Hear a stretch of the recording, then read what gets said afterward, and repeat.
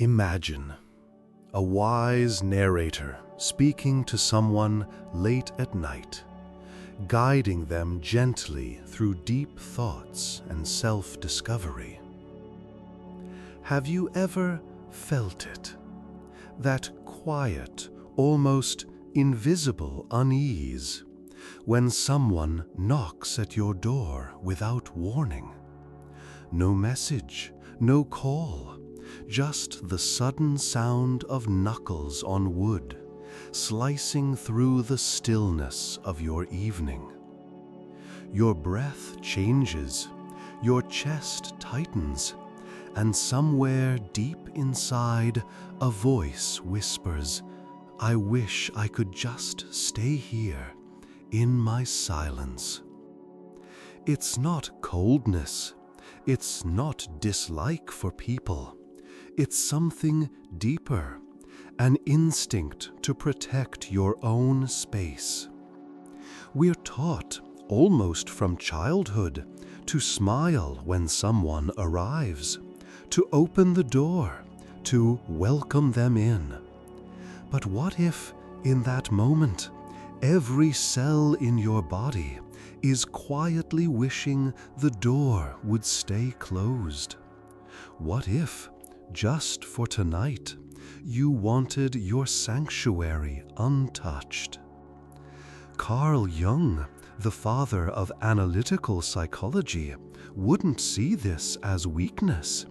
He would see it as a sign, a signal from your inner world, an invitation to honor the boundaries between you and the noise outside. For some, the home is just walls, furniture, and light. For others, it's a cocoon, a safe shell, a breathing space where the soul can stretch out without being watched. And when that sudden knock comes, it's not just wood that struck. It's the invisible threads you've been weaving all day to hold your peace together. Maybe you love people, maybe you enjoy conversation, but letting someone step into your private space without notice can feel like letting them step into the very core of who you are. That hesitation, it's not selfishness, it's not cruelty. It's a message from your spirit. Right now, you need silence more than conversation. Jung believed introversion wasn't about shyness. It was about energy. The extrovert charges their battery in the crowd.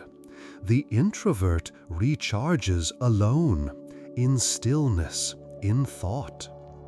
And so the noise, the unplanned visits, the endless small talk, they're not just social moments for you. They are withdrawals from an inner bank account you need to keep balanced. Your home becomes sacred ground, a place to gather your thoughts, to restore your calm. And when someone enters unexpectedly, they don't just cross a threshold. They step into a fragile, unspoken part of you. We blame ourselves so easily for needing distance. But what if that inner voice is the most truthful one you have? Jung saw the home as more than shelter. He saw it as a mirror of the self, each room holding a different part of your inner life. The living room, your social face. The bedroom, your intimacy, trust, and vulnerability. The kitchen, your nourishment, both physical and emotional. The basement, your unconscious, holding old memories in the dark. The attic, your highest thoughts, dreams, and visions. When someone walks in uninvited, they might wander unknowingly into rooms you're not ready to show. And the tension you feel isn't about who they are. It's about what they've touched inside you. Then there is the shadow, that hidden part of us that carries what we've repressed, forgotten, or feared. Sometimes a visitor doesn't just cross your space. They awaken something you've buried. An old hurt, an unspoken truth, a part of yourself you've avoided for years. Jung taught that meeting the shadow isn't about destroying it. It's about seeing it, making peace with it, and weaving it into the whole of who you are. Only then can you walk the path of individuation, the slow becoming of your most authentic self. It's not hiding forever. It's about knowing when to close the door and when to open it. It's about honoring the hermit within, the wise figure who lives in all of us, the one who chooses silence not from fear, but from strength. In a world that celebrates constant presence, saying no can be the boldest act of self-respect. Carving out moments for yourself isn't withdrawal, it's coming home. And so, when you feel that hesitation as someone knocks, remember, you're not rejecting them. You're choosing to meet them at a time when you can be truly present. Jung's greatest lesson is this: be honest with yourself, even if the world wants you to be someone else. Guard your peace. Listen to the quiet voice within, because every time you choose your own rhythm over the noise, you step closer to the life you were meant to live. But this journey, this deep understanding of your own boundaries, doesn't happen in a single evening. It begins with learning to listen to yourself, not just in moments of disruption, but in the quiet, ordinary moments when no one is knocking. It begins with noticing how your energy rises and falls, which spaces feed you and which spaces drain you. Sometimes you'll find your energy is tied to the people you're with. You walk into a room and feel lighter or heavier without a word spoken. You hear laughter, but your body knows it's not the kind that restores you. This sensitivity, this tuning to the undercurrent of a place, is not a flaw. It's guidance. So you begin to shape your life around it. You choose who enters and how. You let your home, your time, your inner space be sacred. And slowly, you realize solitude isn't the absence of connection. It's the soil where the truest connections grow. There comes a moment when solitude stops feeling like a choice and begins to feel like a calling. It's as if something deep inside you whispers, "Step back, look within. There's something here you need to see." You may not understand it at first. You might resist, filling your days with noise, movement, and company. But eventually, the stillness will find you. And in that stillness, the hermit steps forward. The hermit isn't an old man in a cave. He could be you, closing your phone for the evening. You walking alone through a quiet park at dusk. You sitting by the sea, watching the tide come in and out without speaking to anyone. This hermit within doesn't pull you away from life. It guides you back to it, but in a way that's yours alone, stripped of roles, masks, and expectations. In the silence, you begin to hear more than just your own thoughts. You hear the subtle shift of your heartbeat as it slows. You notice the way your breath moves deeper into your lungs. You catch the faint hum of the world around you, the rustle of leaves, the low song of the wind through an open window. And you realize this is what it feels like to return. At first, others might not understand. They'll ask why you're not as available as before, why you don't come to every gathering, why you don't answer every message instantly. But what they don't see is that you are cultivating something fragile, something essential.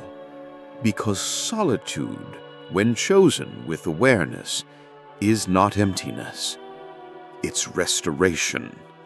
It's the quiet mending of the unseen threads inside you, the ones that fray under constant demand. Jung knew this. He spoke of the inner space, the place where we process life before we live it out in the world again.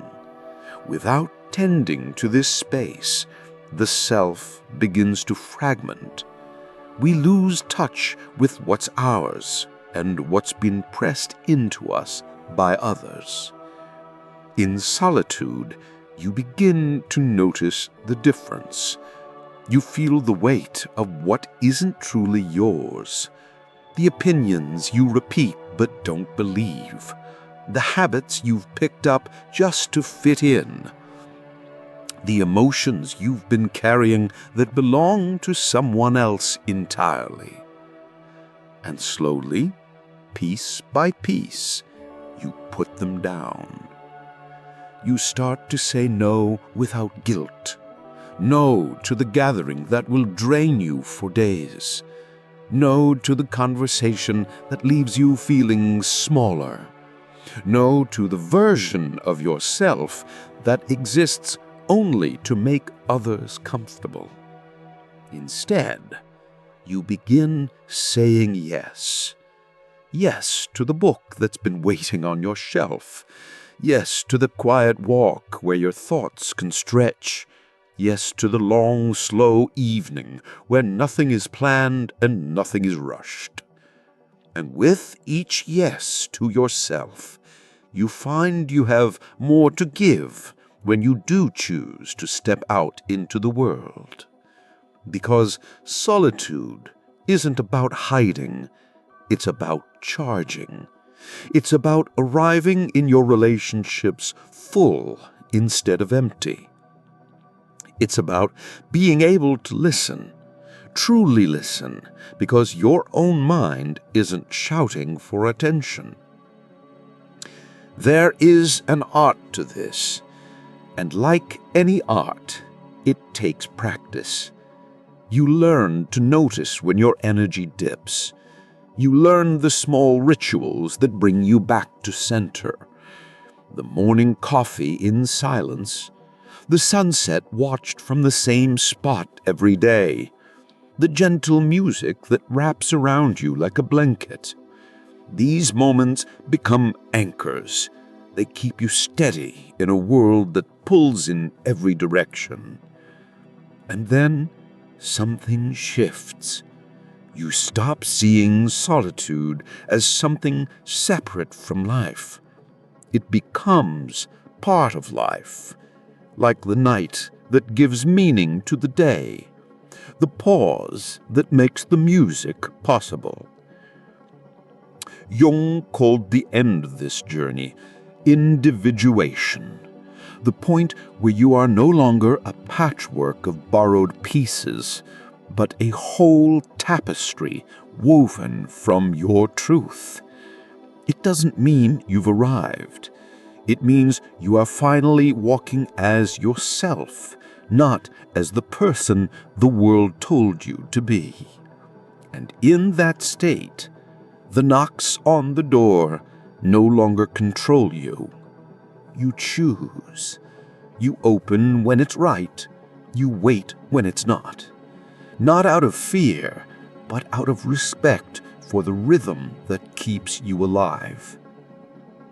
One evening, it happens. You're sitting in your favorite chair. The room's warm, the light is soft. You're reading or simply watching the shadows move on the wall, and there's a knock. You smile to yourself. You breathe, and you realize you have the choice. The world can wait just a little longer, because in this moment, you are exactly where you need to be.